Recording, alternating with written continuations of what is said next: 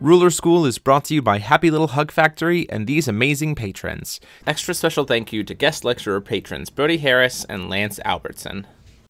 Thank you for your support. Enjoy the video. Hey there guys, CMO73 here, bringing in the deck profile for the Loki Awakening list that you're going to see played later this week. The whole idea behind this list was taking a little bit of the ideas that were used by some of the guys at Worlds in terms of the kind of fairy tale engine, but mainly also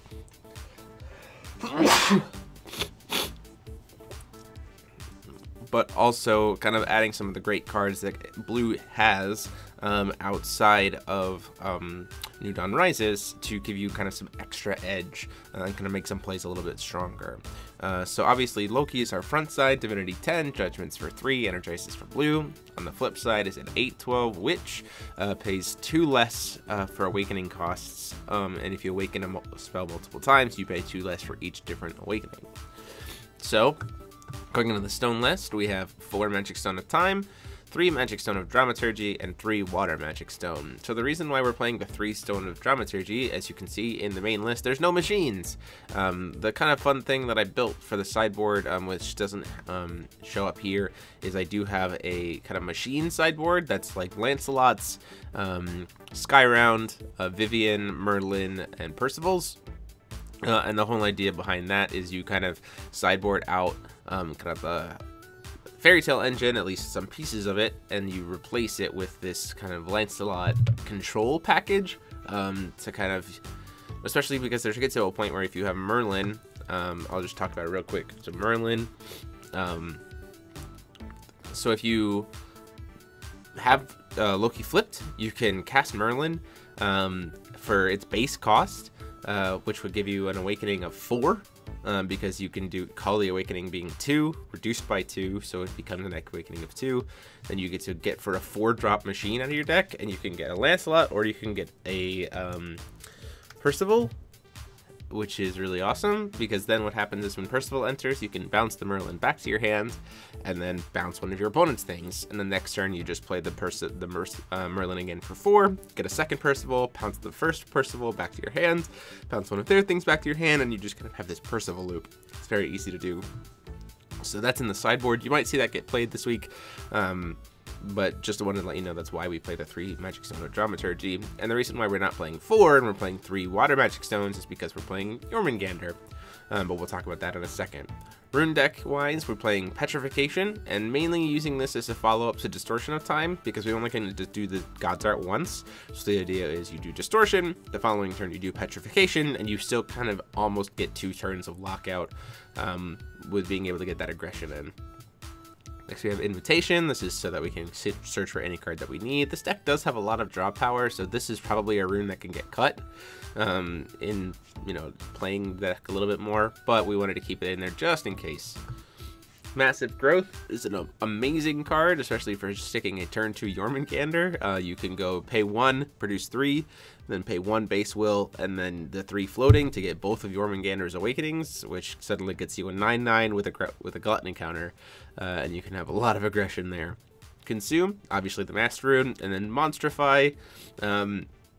We're actually playing not that one anymore. We're playing the Maintenance, and this was because this list was this rune deck was built before we decided to play the machines, so we're playing the Maintenance in the rune deck instead, so that when we switch to that machine package, we have the ability to quickly add on those counters as needed, especially since we're not using as many machines. So going into the main deck, obviously Jormungandr is kind of your main aggressive force, because you can get those gluttony counters and really control the board with what you're going to remove with his ability, which is really awesome. And then being a 9/9 is just like, here's a bunch of damage on turn 2. Gretel of the Misty Woods is kind of the main draw power piece. Every time you awakening something on either player's turn, you draw a card. It also makes Dragon Lord's Breath really nice, because you can pay 3 will to get both of the bounce effects and then still get a draw card off of Gretel, even though you're not doing the second awakening. So that's really awesome. Dr. Mermaid we're playing, it's kind of cute, but the idea being we have a ruler that's water and we kind of want to flip it a little early, so this lets us, if it sticks, lets us like call stone with Loki, recover it, and then immediately do a judgment. Kind of helps fuel the engine a little bit too. Scarecrow Guide is the main way we turn on the engine with Hamlin, and with Gretel on the field it's really nice. You can do turn 1 Gretel into turn 2 awakened Scarecrow Guide, draw a card from Gretel, draw a card from Scarecrow, then discard. Makes it really easy to put a Hamlin in the grave.